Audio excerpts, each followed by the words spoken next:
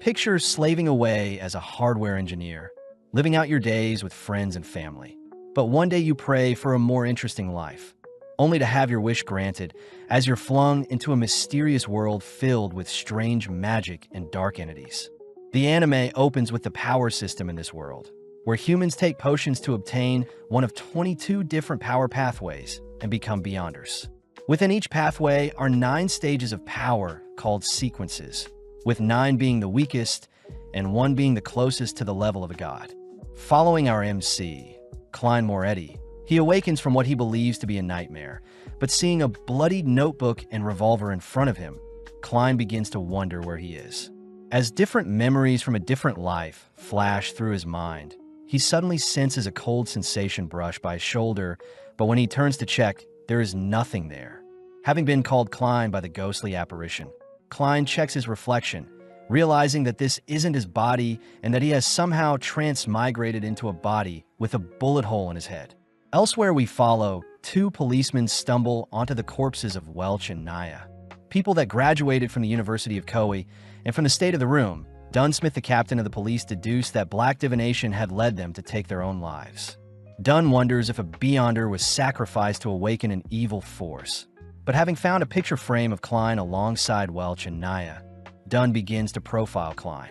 Apparently, Klein's parents are dead, and he lives with his sister within the Tingen city of Awa County in the Lone Kingdom, north of the continent. With Klein being a fresh graduate of history, having studied ancient Faceac and Hermes, we follow Klein flicking through a notebook with records starting around May 29th, where Klein and his friends had apparently found an ancient notebook and begun deciphering it, with Dunn strangely able to deduce the discovered notebook to be from the 4th epoch, along with the writer of said notebook to be from the Antigonus family. We see Klein baffled by what he is reading. Words like the Black Emperor, the Tudor Kingdom, and Hornace Mountain Ranges stand out to Klein, but strangely an entry on the 27th of June is missing. Further in the notebook lies a bloodied hand along with a log that mentions the word Hermes along with a declaration that everyone will pass away, including Klein himself. Although freaked out, Klein suddenly hears a voice from the other room, quickly closing the notebook. Managing to cover up some blood stains, Melissa Moretti, Klein's younger sister and a Backlund University student, comes to check on Klein, having just woken up. As Melissa enters the room, Klein is seen concealing his revolver, secretly dropping it into one of his drawers. But when Melissa asks what Klein is hiding, he mentions that his stopwatch is broken. Annoyed, Melissa chooses to help Klein fix the stopwatch. But as she leaves, Klein confirms that the hole in his head is healing, wondering if the previous Klein's death was accidental or intentional. Klein says he can't retrieve all of the memories of his body, but he does know the ancient notebook has something to do with his transmigration, as he remembers his previous life quite clearly. Having lived a pretty modern life with family and friends, and his most recent memory was him wishing for better luck via a luck enhancement ritual, Klein is suddenly brought back to reality as Melissa hands him some bread, declaring that she needs to head to school, but remembers to remind Klein to purchase some bread, lamb, and peas. With Melissa promising to whip up something tasty for Klein tonight, she departs with a smile, but Klein fears he won't be home to greet Melissa. Suiting up and retrieving his revolver, Klein finds it weird that Melissa didn't hear the revolver go off if he took his own life. So as Klein heads to the bakery to pick up some fresh bread, he greets Mrs. Smyron. Smyron reassures Klein he'll get a job soon, but Klein suddenly detects a person spying on him, only to turn back to Smyron thanking her for the 8-pound bread. As Klein heads through Iron and Cross Street, Klein acknowledges that this world may be parallel to his old one, suddenly spotting some men playing the landlord game. Klein remembers that the landlord game was created 100 years ago in the Intis Emperor, where Rosel Gustav himself invented the game. Rosel had also invented tarot reading, created the steamship, and promoted the Spring Festival. But Klein suspects that such an innovative emperor like Rosel must have been a transmigrator as well. Having dropped a coin, Klein kneels down to pick it up, but seeing a shadow cast over him, Klein prepares to draw his revolver. Realizing it is only a clown handing out flyers, Klein calms down as the clown mentions how they'll be waiting for him at 7 tonight. But as Klein leaves the scene, he suddenly brushes past a strange man. Overwhelmed by the crowd around him, Klein sneaks into a hut to cool off, but is suddenly called to sit down by a fortune teller. Outside the hut, We see the man following him earlier approaching the hut, but a single glance from another man sends Jenkin away. With Klein more calm, he sits down to have his fortune read, managing to convince the lady to give a reading for free. The fortune teller asks what Klein wants to know, and without hesitating, Klein asks to know about his past, present, and future. As some tarot cards are shuffled, Klein is shown 3 cards to represent the answer to his questions, and with Klein asking to see his present first, Klein lays eyes on the Fool card. With an eerie silence filling the room, the duo suddenly notice a girl enter the hut, only to scold the fortune teller for impersonating her, as she is meant to be a beast tamer. At that moment, we see one of the strange men entering the hut as well. But luckily, Klein has already left the scene. At home, Klein creates 4 talismans representing the 4 corners of the luck enchantment ritual he believes brought him to this world. And as he stands in the center of the ritual, he begins to spin to acknowledge the celestial governing the ritual. Within a few seconds, a massive gust of wind sends the papers in his room flying, but Klein wonders why nothing is happening. Right on cue, his head begins to throb horrendously, suddenly collapsing as streaks of red paint his surrounding room. Crying out in pain, Klein is submerged in a mist-filled plain where various light orbs surround him, only for a red and blue orb to begin circling him. Elsewhere, we follow Audrey Hall call out to her mirror, all whilst in the middle of the ocean. Alger Wilson seems to be performing a similar ritual, both representing the red and blue orbs respectively, as they too are flung into the mist-filled world. Both Audrey and Alger ask to know why they're here, wondering if Klein is the one who summoned them to the divine world. In the blink of an eye, the mist-filled domain begins to transform into something more comprehensible, and with a wave of his hand, Klein realizes he can create and control the realm before them, suddenly erecting a table for the duo gathered. Alger speaks up, asking to know who Klein is, but Klein is conflicted as he utters that Zhoming Rue was his previous life's identity. Stealing his resolve, Klein takes a seat at the table, forcing both Audrey and Alger to join him. Klein introduces himself to be the Fool, deducing that Audrey will be easier to speak to than Alger, who seems on edge. But out of nowhere, Audrey cries that she always dreamt of becoming a Beyonder, asking Klein how she can become one. Klein realizes he doesn't know what Audrey is talking about, choosing to ask Alger to answer Audrey's question instead. Alger believes Audrey to be a lone noble. As for himself, Alger is from the faraway Sonia seas, curious as to how Klein brought them here. Alger utters that one must first join a church to become a Beyonder, but this is not something most people want, as Beyonders are tasked with fighting against dark forces.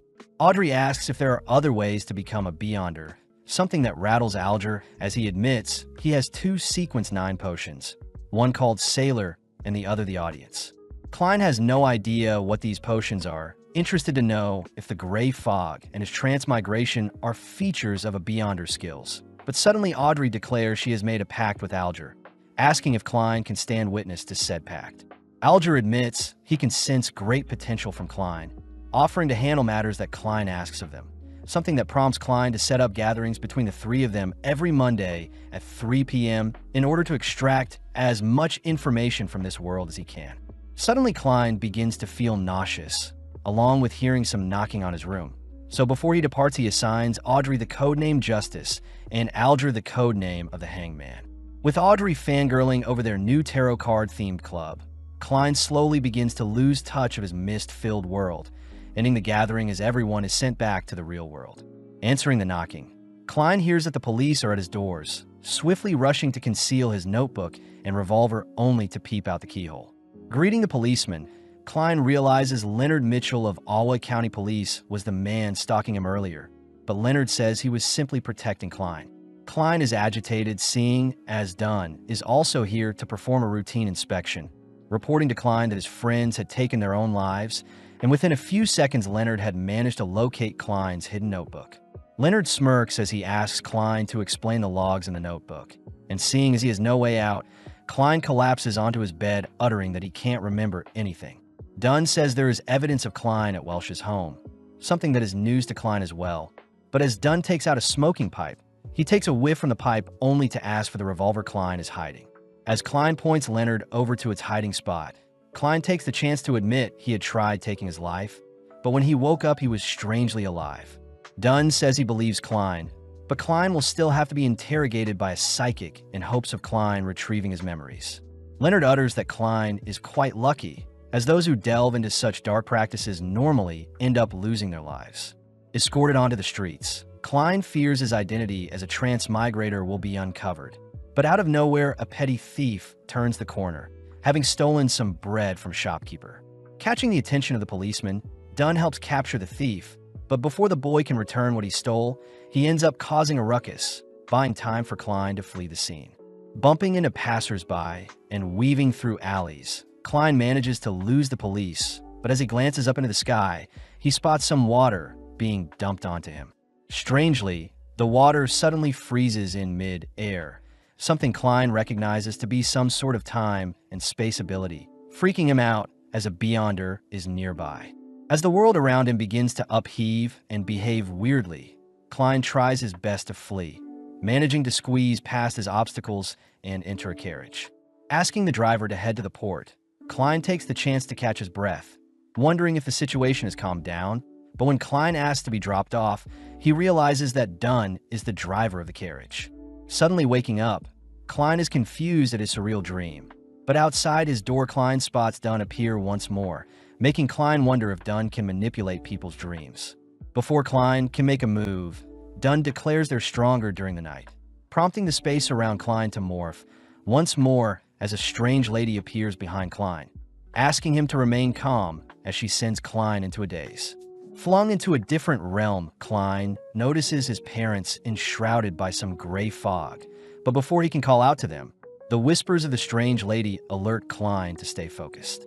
Klein realizes the lady probably can't see his parents due to the gray fog, but in that instance, the lady leaps onto Klein, demanding Klein explain where the ancient notebook is. Entranced, Klein says he has no clue, plus he has no idea what happened to Welsh and Naga. The lady asks what Klein was doing when his two friends were murdered, but with a single action, Klein shows he had taken his own life around the same time his friends did. Back in reality, Daily Simone says Klein is a tricky case as everything he says is true and he did shoot himself in the head but is alive somehow. Daly says Dunn should be careful with Klein, but seeing as the Antigonus notebook is still missing, Dunn says Klein is still in danger, asking if Klein wants to join them and become a Beyonder. The next day, we see Klein had been given a business card that instructs him to head to the Hound Pub and join the Nighthawks, an opportunity for Klein to learn more about this world. Upon entering the pub, Klein is thrown off seeing a crowd cheering as they watch a dog devour some rats. And to make things worse, a mini brawl starts up. With Klein clearly out of place, the bartender asks Klein to leave, but Klein mentions how he wants to hire some mercenaries. Annoyed, the bartender demands to know why Klein is here, but upon hearing that Dunn had asked him to come, the bartender guides Klein to a secret elevator. As the ride begins to move, it opens into a lavish-looking office deemed the Blackthorn Security Company headquarters, prompting Klein to greet the sleepy clerk, Roseanne Adelaide. When Klein introduces himself, Roseanne immediately shows Klein another secret passage, surprisingly watching as Leonard nonchalantly passes by. Descending a staircase, Roseanne mentions how they aren't so busy at the moment, passing by Royale Radine, someone Roseanne acknowledges is very pretty. Now moving through some corridors, our duo stop by Fry, who seems busy sketching up something. And as they make their way deeper along the passage, they walk by Kinley White, a member of the Nighthawks who joined 6 months ago.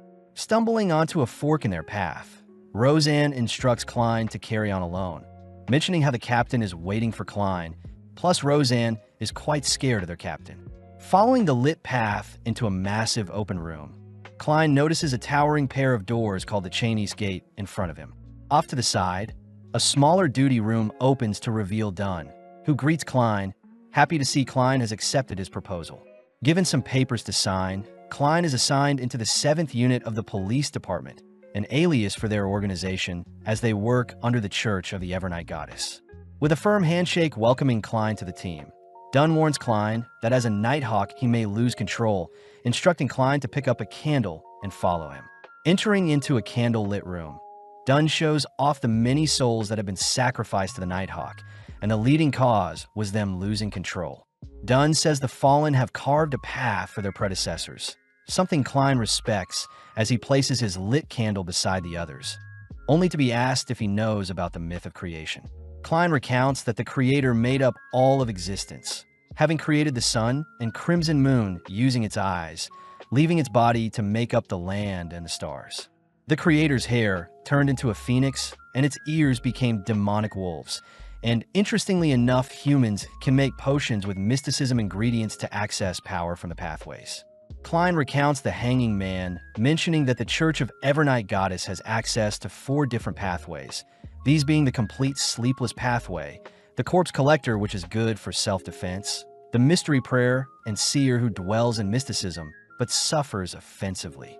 Dunn says he won't ask Klein to pick a certain pathway just yet, advising that Klein chat with Old Neil in the alchemy room to help with his decision. As Klein leaves Dunn's office, he reasons the sleepless and corpse collector pathways are useless since he needs information on mysticism. And seeing as he can't decide between mystery prayer and seer, Klein enters the alchemy room only to notice no one is present. Out of nowhere, a massive bang sends Old Neil flying into the room. And with Klein introducing himself, Old Neil asks Klein to help him tidy up some documents. As Klein sorts out some books, Old Neil is impressed to hear Klein studied ancient Fasek and Hermes during his history major in university, uttering that if Klein works hard, one day he can decipher the notebooks that went missing after Emperor Rosel's death. Klein is surprised Old Neil is in possession of 3 missing transcripts, revealing that there were strange symbols Rosel invented containing mysterious powers, and after 150 years of silence, Old Neil had managed to decipher some of the symbols. Showing his progress, Old Neil says the transcripts were a diary, but immediately Klein recognizes the symbols to be simplified Chinese. Reading over the transcript, Klein hears that Rosel Gustav thought of himself as the protagonist, recounting a time when he danced with Lady Florina, but Klein can't help but smile at Rosel's diary records. Suddenly, Klein notices Rosel's records mentioning how the potions and pathways aren't that important, and it's the user's ability to internalize the power that makes all the difference. To end the transcript, Rosel says he regrets his pathway as he should have chosen either the apprentice, the seer, or the marauder, throwing Klein off as he hears Rosel has made a grave mistake. Brought back to reality by Old Neil asks why Klein is daydreaming, but Klein apologizes, hiding the fact that he can read the transcript.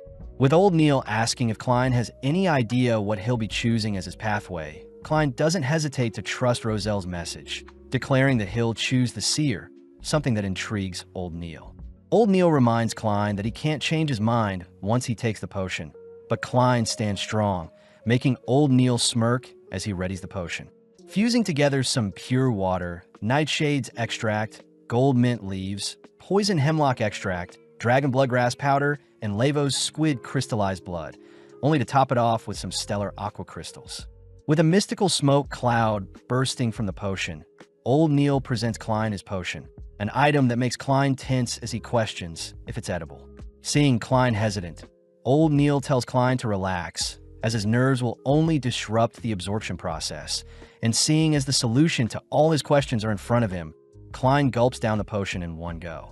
Immediately, the potion begins seeping into the very essence of Klein's being, causing Klein's heart to beat rapidly as he spots his vision acting strange. Old Neil says it's fine, asking Klein to focus and think of an object that exists to calm his mind. And when Klein thinks of Top Hat, he manages to calm down, only for Old Neil to ask Klein to think of an object that doesn't exist. Within a few seconds, the ground beneath Klein begins to rumble as a sudden burst of power causes the ceiling to rupture, horrifying Old Neil as he instructs Klein to control his thoughts. In Klein's mind, he had pictured a missile, and as his imagination runs wild, Klein can't help but think of all the vehicles that exist in his previous world. Old Neil notices various potions in his laboratory suddenly spilling out, crying for Klein to control his powers, but Klein seems to have pictured a catastrophic explosion, barely able to quench his imagination as his eyes now seem to have been soaked in a dark hue. Immediately, Klein sees everything differently, a feature of the seer as he has spirit vision, where he has the ability to read people's auras and tell their health condition. Klein is sad to see Old Neil's health isn't as good as he thought, suddenly flinching as he notices some eyes behind Old Neil. Something Old Neil utters is just some magic from a ritual he performed. Glancing around the room, Klein notices a figure evaporate, but old Neil asks that Klein not exhaust his spirituality with his spirit vision, revealing that when Leonard had first become a Beyonder, he tripped down some stairs after taking his potion. Old Neil shows off a tip to turn off the spirit vision, asking Klein to tap his forehead twice to deactivate his ability. Plus, Klein can use his spirituality on divination arts like the dowsing rod, along with performing other rituals. Before Klein leaves, old Neil hands Klein his demon hunting gear along with some receipts, something old Neil says Dunn will reimburse him for. Reporting to Dunn, Klein is flattered hearing Dunn compliment his quick adaptation to his seer abilities, but Dunn warns Klein not to pry into things he doesn't understand, as it may cost his life. With Klein heeding Dunn's warning, he hears he'll work as a clerk before he becomes an official member of the Nighthawks, and with a payment of £3 a week. Klein ecstatically accepts his £12 payment early, especially since his big brother Benson earns £5 to £6 a week. As a daily task, Klein is asked to purchase a cane and walk around Welch's home in hopes of him remembering anything about the missing notebook, but suddenly a carriage pulls up beside him only for Leonard to ask Klein to get in. As rain descends onto the town, we see Klein given an assignment and briefed on Elliot, the son of a tobacco merchant, Viceroy. Klein is surprised Beyonders take on kidnapping cases, but Leonard says Viceroy was their previous client, as they had found Viceroy's lost cat in the past. Seeing as Klein's seer role is perfect for locating things, Leonard hands Klein some of Elliot's belongings, only for Klein to make use of his cane, using it as a dowsing rod as he activates his spirit vision. In the blink of an eye, the space around Klein becomes masked in different hues, and having filtered out all the unnecessary information, Klein manages to locate Elliot's position, asking the carriage driver to continue straight. Within a few minutes, Klein and his dowsing rod have led them to Forston Street, and upon heading into a nearby building and up some stairs, Klein points Leonard to a room where Elliot is being held captive. Klein declares that there are 2 kidnappers inside the room with Elliot, and seeing as it's Leonard's time to take over, he begins by dismantling the door standing in their way. Spotting the intruders, the kidnappers toss their table at Leonard, buying enough time to whip out a gun and fire a round at Leonard, but sadly it misses. As Leonard closes the distance, he manages to destroy the attacker's gun, only to pummel one of the men. As the other charges him, Leonard manages to parry and block each of the man's attacks with a single hand, noticing the man has bloodshot eyes, but regardless, Leonard sends the man flying as well. Having wrapped up things, Klein reassures Elliot that everything is fine now, but out of nowhere, a faint feather descends onto the men's bodies, suddenly popping as the unconscious men begin to rise up. With Klein taking Elliot to safety, Leonard stays behind and watches as the men's bodies begin to morph and fuse into a demonic creature. Seeing the creature dive towards him, Leonard ducks and weaves, occasionally landing several monstrous blows that knock the creature back. And with the creature clearly too weak to fight back, Leonard puts it down with a single wave of his palm. Strangely, the remnants of the creature escapes from Leonard and slips by Klein, prompting Klein to raise his revolver in its direction, only to use his cane to help him locate the creature's presence. Out of nowhere, the creature appears from the walls beside Klein, and having been overrun with fear, Klein blindly takes aim and fires. Luckily, Klein's shot sends the creature flying into the skies to further escape. But Leonard has the situation under control, having dragged the creature into his crimson domain, slowly watching as the creature is bound and torn apart. Leonard reassures Klein that his abilities have put the creature to rest, but suddenly Klein begins to remember memories of Klein's body being in this building before, hiding such a revelation for now. With Elliot reuniting with his father, Leonard compliments Klein's shot, ordering Klein to stay away from the creature's corpse as it may contaminate him. Leonard wonders where the men got their potions from, annoyed seeing as they faced another uncontrollable Beyonder, pointing out how lucky Klein is to have run into one on his first mission. As Leonard celebrates a job well done with a high five, he manages to weird Klein out with some compliments, but as Klein leaves the scene, Leonard strangely hears from a shadow that Klein is nothing special. At home, Klein can't wait to tell Melissa he got a good-paying job, but upon entering his home, Klein is freaked out to see he is back in the building on Forston Street. Being drawn to a door in particular, Klein heads through the door only to be greeted by a disheveled-looking room with a lone notebook being put on display. Glancing at the notebook, Klein is frightened to see the book declare everyone will perish, only for its pages to suddenly dissolve as Klein is slowly consumed by the Fool card. Waking up from his dream, Klein realizes the house across from the kidnapping place has intel on the lost Antigonus notebook. Moving forward in time, we see Benson heading to visit Klein and Melissa's new home, proud that the three of them will be living in such a lavish home. Sitting down for a homely meal, Melissa can't help but praise Klein's cooking, and with Benson handing Klein a gift to celebrate Klein's new job, Klein tries on the gift only to thank Melissa and Benson for always supporting him. As Benson pats Klein on the head, Klein is reminded of his parents, all three continuing their celebration as it's the start of their new life. In the Blackhorn security campus, we see Dunn and Leonard interrogating a man that was found to have been tailing Klein, and with Dunn's pathway, he is able to see the man exchanging the Antigonus family notebook for some cash. Leonard declares that the secret order is involved somehow, and seeing as they must retrieve the notebook before the secret order does, our duo suddenly hear that Klein has got a lead on the notebook's location. With Klein showing Dunn and Leonard the room in his dreams, Klein is disgusted to see a rotting corpse, and with the son of the deceased man, Ray Bieber, being their best lead, the gang call on Klein to track down Ray. Making use of his cane, Klein attempts to locate his target, but his wand begins to act sporadically, suddenly diving towards Klein himself, forcing Dunn to step in and stop the ritual. Seeing as there is some interference, Dunn says he'll report their findings to the Holy Cathedral, and within a few days Klein is seen waiting outside the Channy's gates. Dunn compliments Klein's dapper outfit, handing him a topaz pendulum that will help with divinations, plus the Holy Cathedral has authorized the use of Grade 2 artifacts to help with locating Ray.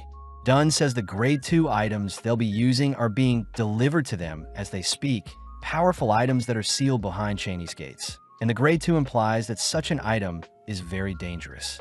Right on cue, three figures are seen meeting up with Dunn, introducing themselves as Ire Harson, a Sequence 7 Nightmare user, and Borja, a Sequence 8 Gravedigger. Finally is Daly, the Sequence 7 Spirit Medium, but the men question if a seer will be safe with them. Dunn sees that the approved artifact is 2-049, all moving into Dunn's office where he fears such a powerful artifact may not be necessary. But Ire says Ray may be a descendant of the Antigonus family, so they'll use everything they can to hunt him down. With Ire reminding everyone to stay alert, Ire, along with the others, begins to flex and stretch their arms, peer pressuring Klein to join in, but suddenly the artifact box begins to open. Stepping out is a miniature clown doll, but as Klein adores the little creature, its face morphs into a horrifying monster, freezing Klein in place. Unable to move, the doll wraps several strings around Klein's neck ready to take his life, but luckily Leonard severs the strings, surprising everyone as the doll is reacting to the person with the closest connection to the Antigonus notebook. Klein notices his vision slowing down temporarily, only to hear that the doll is capable of entrancing and controlling any one human target at a time. But a strong slap will set the mind-controlled human free, hence why they're performing the strange arm stretch to identify if anyone is under the doll's control. As the doll continues to chase after Klein, Leonard reveals Ray's coat, an item that pisses off the clown as it lunges towards the coat, only for Ire to reseal the doll, confirming that Ray is a descendant of the Antigonus family. Heading out, we see our group continue their stretching maneuvers as they head towards their carriages, boarding the carriage as they head towards a certain location. Elsewhere in a factory, we see a disturbing scene where Ray has been placed in the center of a ritual and has been forced to absorb a notebook, taking on a demonic form. In the shadows, a clown-looking man is annoyed he was too late, but upon detecting some carriages approaching, he gets excited, seeing as there may be hope. With Klein and the gang arriving at the factory location, Klein is tasked with using the pendulum to locate Ray, but as soon as Klein starts his ritual, some bloodied mist creeps out from one of the factories, scaring off the gang's horse carriages. As the surrounding landscape begins to vibrate, the gang draw their weapons, all watching as a demonic-looking Ray appears, locking onto the doll artifact. In the blink of an eye, Ray charges towards the doll box, but Dunn and the others get to work, asking that Klein stay back, dragging Ray into their domain. Leonard is seen binding Ray with his vines, only for Daly to begin submerging Ray in her water domain. But strangely, Ray erupts with power, completely shattering the Beyonder's domains as its aura overwrites the environment. Dunn realizes that Ray isn't a Beyonder gone berserk as he fears they're facing a dead soul, all helplessly watching as Ray continues to barrow towards the doll box. But luckily Dunn leaps onto him, temporarily putting him to sleep. Daly gets to work locating Ray's weakness, especially since Dunn suspects that Ray is under the notebook's control. But when Ray wakes up, Daly cries that she needs a few seconds to complete her search. Seeing as they'll need to bind Ray down, Dunn begins to chant, all whilst Leonard rushes in close, dancing circles around Ray only to erect a net that binds Ray in place. Before Dunn can finish his chant, Ray's core begins to act strangely, suddenly erupting with power as a bright flash of light distracts Dunn long enough for Ray to skewer Dunn with one of his tentacles, along with blowing Leonard back. Locking back onto the doll box, Ira is forced to hold off Ray's tentacles, but some of the stray tentacles knock the doll box back. As Borja continues to look after the box, Ira ignites his blade only to rush towards Ray's core. But sadly, Ira's blade shatters upon impact with Ray's thick exterior.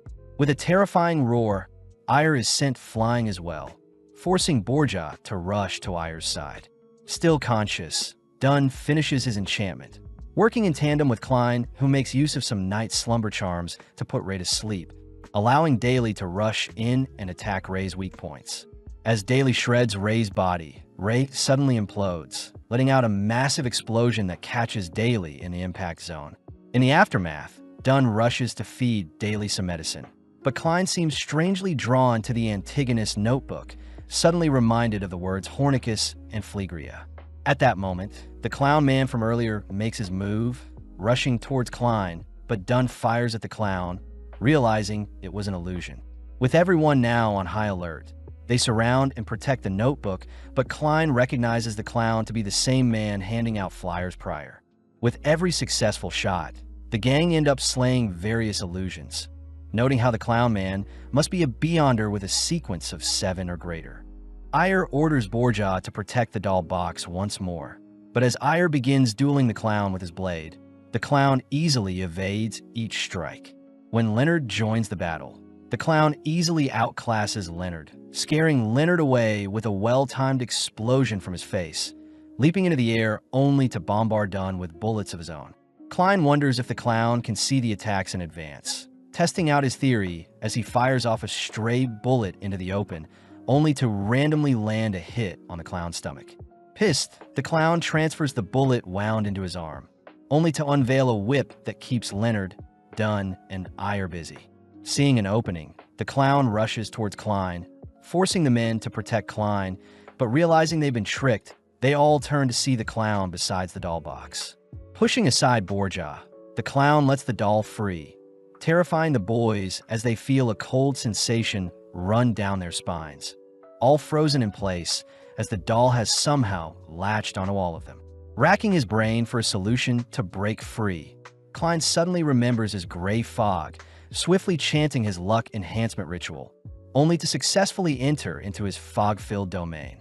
Klein wonders if the notebook is enhancing the doll's powers somehow, suddenly coming up with a safety measure to protect himself from the doll's mind control as Klein uses the amulet to perform some divination, returning to the physical world having protected his mind. Out of nowhere, the clown man offers to free Klein's colleagues in exchange for the notebook, and to make the deal more enticing, the clown man utters that he too was a former seer. Klein wonders if this is a trick or not, getting confused when the clown man mistakes Klein to be a sequence 8 seer instead of 9, wondering if his fog is interfering with the clown's judgment. The clown man says the other men are currently asleep, but we notice that Leonard and his shadow are secretly listening in on their conversation. Forcing Klein to make a choice, the clown man tells Klein the corresponding sequence 8 of the seer, something that shocks Klein, but when the clown man erects a skewer to taunt Klein, Klein suddenly grabs a hold of it, pulling the clown man into the puppet's domain. The clown man begins to freeze, seeing as the puppet is beginning to take over his body, demanding to know how Klein is able to move, but sadly Klein puts the clown down with several bullets. Klein sees that the clown belongs to the secret order, turning to help the others, but out of nowhere the clown man springs back to life, crying the word Hornaces only to finally fall over once more. With the doll sealed, We see everyone reflecting after the battle, only for Leonard to utter that he didn't need to save Klein, as he was impressed to see Klein drag the clown man into the doll's domain. Leonard whispers that himself and Klein are special individuals. Cutting back to headquarters, where Dunn submits the notebook to be verified by the Holy Cathedral, apologizing since Klein will have to wait a bit before he can view it. Dunn seems to be coughing quite a lot, praising Klein for a job well done today, but Klein wonders why Ray was in such a rush to absorb the notebook. Dunn says people who seek power don't act rashly, and upon seeing Klein freaked out seeing the clown man's corpse, Dunn says Klein did the right thing and slayed someone to save others. Suddenly remembering something, Klein reveals that the correspondence for a Sequence 8 seer is a clown, cutting outside, where Dunn says they'll take care of Daly until she recovers. Before Ayer and Borja leave, they praise Klein for taking down a Sequence 7 Beyonder when he was only a Sequence 9, something that creates suspicion as Ayer wonders how Klein did it. Leonard helps cover for Klein, suggesting that since Klein was holding the notebook, he was able to negate the doll's mind control and in turn win. As Ayer and Borja depart, Klein suddenly feels his potion digesting, wondering if he can take the clown potion next, plus he still needs to figure out what this hornasis is. Choosing to visit Koei University, Klein meets up with one of his old professors, Professor Azik, only to ask about his knowledge on the Antigonus notebook along with the nation of the Evernight in the Hornasis mountain range. Azik says his memory is quite foggy, promising to write to Klein if anything comes up, but before Klein leaves, Azik warns Klein to be wary of what he does moving forward. Now, all alone, Azik begins to act strange, suddenly unveiling a skeleton that had been hiding in his shadow. On a cold, rainy night, we see a man writhing in pain, all while speaking to a figure they refer to as the Honorable Oracle. The Oracle accuses the man of betraying the Aurora Order since the man had lost the Antigonus notebook, but the man cries that he didn't intend for Welch and Naya, his sacrificial lambs, to have passed so easily, and to make things worse, Klein is still alive. Before the Oracle can slay the man and force him to devour his own fingers, the Oracle gives the man one last chance to right his wrongs. Cutting to the next day, where Klein is seen visiting Old Neil. Old Neil says he'll be teaching Klein some advanced mysticism in the form of ritualistic magic, and most low-sequence rituals require certain items and chants to start the ritual, suddenly asking Klein to watch him closely. Starting off by casting the wall of spirituality, Old Neil says the wall is used to create a closed-off environment that prevents outside interference. Plus, Old Neil reminds Klein to never delve into the unknown, as doing so may risk his life. Klein realizes his luck enhancement ritual may be the unknown Old Neil is referring to, but as Old Neil ignites some candles, he suddenly prays for his 30-pound debt to be erased. As our duo head outside, Old Neil shows off the effect of the ritual by pointing at a lost wallet from a rich person containing money to pay off his debt. Out of nowhere, a wealthy-looking man drives by them only to ask for his wallet back. And seeing as he has no reason to refuse, Old Neil returns the wallet only to receive 30 pounds as payment. Klein is skeptical at the ritual Old Neil just showed him, but Old Neil reminds Klein that he can perform any ritual he wants as long as they cause no harm. The wise words of the Mystery Prayers motto. Klein wonders how such a motto can relate to Rosalie's diary, seeing as Beyonders should focus on digestion and action, and seeing as his potion digested pretty fast, Klein suspects that it is because he's been using his seer abilities often. But out of nowhere, Klein is handed a flyer. Angelica, the Divination Club's receptionist, invites Klein into their store, only for Glassy, the fortune teller, to give Klein a reading, declaring that Klein will return to his world, but it may take a while. Klein reasons that joining the club will improve his seer abilities, and as he pays for his reading, Klein uses his spirit vision to suggest that Glassy see a doctor for his weakened lungs and dark spots between his eyes. Glassy is surprised Klein was able to diagnose him so easily, and when Klein reveals that he is a seer, Klein is welcomed into the Tingen City Divination Club for a 5-pound fee. As a customer enters the store, Angelica tells Klein Mr. Vincent, their fortune teller teacher, had foresaw that Klein would visit them. Angelica says it's a shame Klein arrived so late since Vincent's class is ending soon, piquing Klein's interest when he hears the class is on magic mirror divination. Peeping into Hannes Vincent's class, Klein hears that magic mirror divination requires 3 incantations to represent the 7 orthodox gods, making Klein realize that all the people in Vincent's class are worshippers of the Evernight goddess. As Klein checks out everyone's health, he sees Vincent handing a box to one of his students, noting how Vincent is quite healthy overall. With the final student leaving the room, Klein mysteriously senses something ominous from the gift they received, but as he brushes it off, he takes the chance to introduce himself to Vincent. Vincent chooses to give Klein a reading, managing to sniff out most of the troubles Klein has been facing. And as he ends his reading, Vincent utters the words gathering and family may be of use to Klein in the future. Klein wonders if gathering is referring to the gray fog, but nonetheless he thanks Vincent for the reading, still grateful he didn't have to pay for solely for the session. As Klein leaves, we see that Vincent has some fingers missing on one of his hands, cutting to a few days later where Klein is seen jotting down his duties as a seer. Klein suspects that he needs to further improve his proficiency as a seer along with make use of the gray fog to return home somehow, and this can only be achieved by investigating the potions needed to ascend further along his pathway. Klein fears that such advancements will take too long, wondering if he can modify his luck enhancement ritual to borrow power from his gray fog, but Klein is stuck on where to start. Choosing to refer to himself as the Fool and adding the words ruler above the gray fog and king of yellow and black, Klein suddenly stops and burns his progress, hearing something outside his door. Slowly, Klein approaches his door, but upon opening it, he spots Melissa playing with a wind-up toy. Surprisingly, Melissa had made it herself, pouting as she had meant to create a human doll, not a turtle. And when Klein says he needs to go to work, Melissa cries that she hasn't gotten to spend much time with him.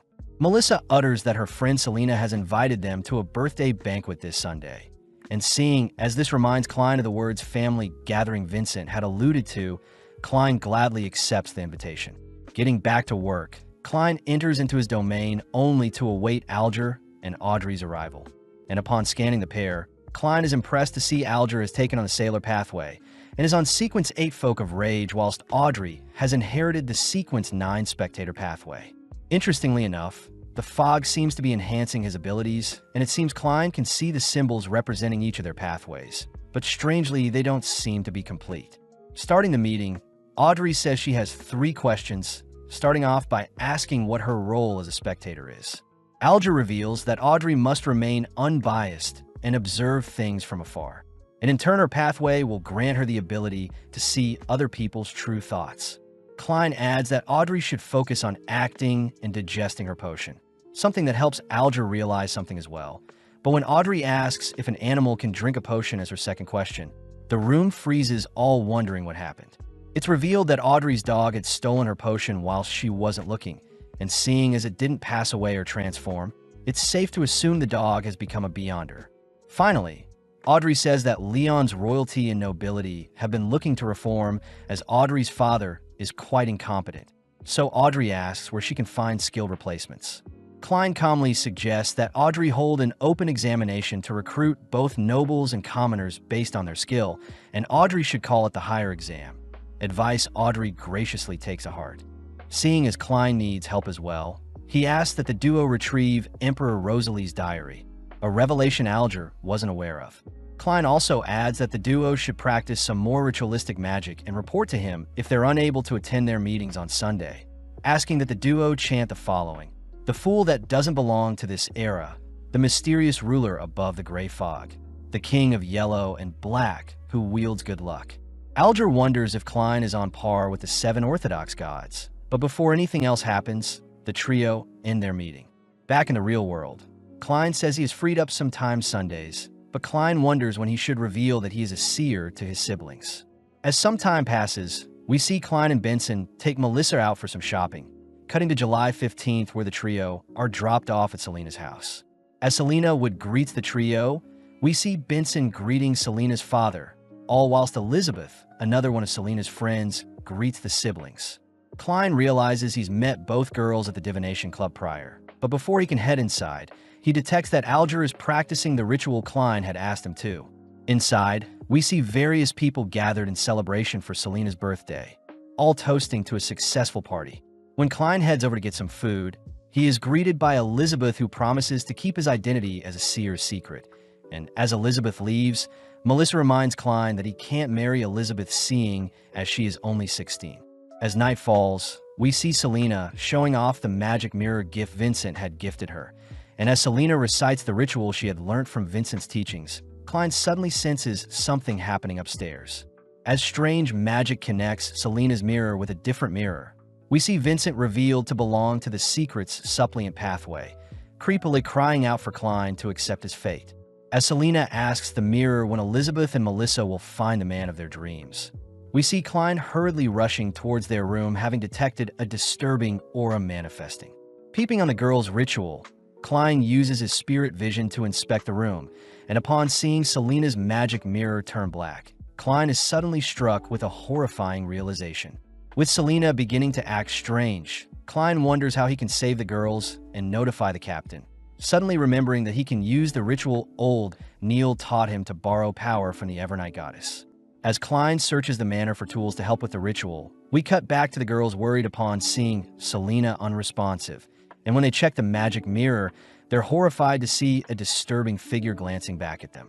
Suddenly, the girls are blown back by some magic, leading the magic mirror to suddenly infuse and merge with Selena's body, giving rise to the figure hiding within the mirror. Before the creature can attack, Klein appears casting a slumber spell to bind the creature, only to rush to a nearby table to set up the ritual old Neil had shown him. Klein starts off by chanting the ritual to create the wall of spirituality around their location, something that begins to disturb Vincent's influence with Selena, so Vincent chooses to retaliate by sending some of his blood through his mirror. Before Klein writes down what he wants in his ritual, he notices Selena begins to swell with dark energy, only to let out a howl that fires projectiles at Klein, but luckily his veil halts the attack. Klein tries firing his revolver at the magic mirror infused into Selena's body, but Selena responds by slamming and binding Klein with her hair, only to begin draining him of his spirituality. Selena declares that Klein was meant to be sacrificed just like his friends, and when it's revealed to be Vincent speaking for Selena, Vincent demands to know what Klein figured out when obtaining the Antigonus notebook. With Vincent using Melissa and Elizabeth as hostages, Klein has no choice but to give into his fate, seeing as his body has become too weak to fight back. But out of nowhere, Audrey's voice can be heard. As Audrey chants the ritual Klein had instructed her to, Klein is suddenly freed from Selena's grasp, as the ritual seems to be dispelling Vincent's hold on Selena's body. But refusing to give in just yet, Vincent offers up his entire arm to retake control of the situation. With Selena reinvigorated with power, she makes her way towards Klein, but Klein has already completed his ritual, having prayed for the evil controlling Selena to be banished. As the ritual takes its effect, we see a mystical snake spirit being dragged from Selena's soul, only for the remaining darkness to be cleansed from Selena shortly after. Seeing as the magic mirror is being expelled from Selena's body, Klein takes the chance to destroy it with a single bullet, officially severing Vincent's hold on the poor girl. Klein rushes to check on Melissa, glad to see she is fine, grateful that Audrey's ritual had saved him in his time of need. Klein fears that his seer role will put his family in further trouble in the future. But as we cut back to Vincent, he is in complete disbelief at his failure. When Vincent tries to flee his room, he is greeted by Aurora Order Oracle 22, a being that snuffs out Vincent due to his failure. In the aftermath, Klein and Dunn visit Vincent only to discover he had been slain, curious as to Vincent's ties to the Antigonus notebook along with who the true creator is. Dunn tries to dig into Vincent's mind a bit, but upon seeing the supposed creator Vincent worships, Dunn becomes speechless before the godly being. In Buckhund, the capital of the Leon Kingdom, we see Audrey fast asleep in her giant estate. As her maids wake her up, Annie the maid tells Audrey she can't wear the same dress twice in a row, even though Guinea had designed it for her. Seeing as she needs to celebrate her 17th birthday properly, Audrey suits up for the momentous occasion, but when she dances with Susie her dog, Audrey is shocked to hear Susie suddenly speak to her.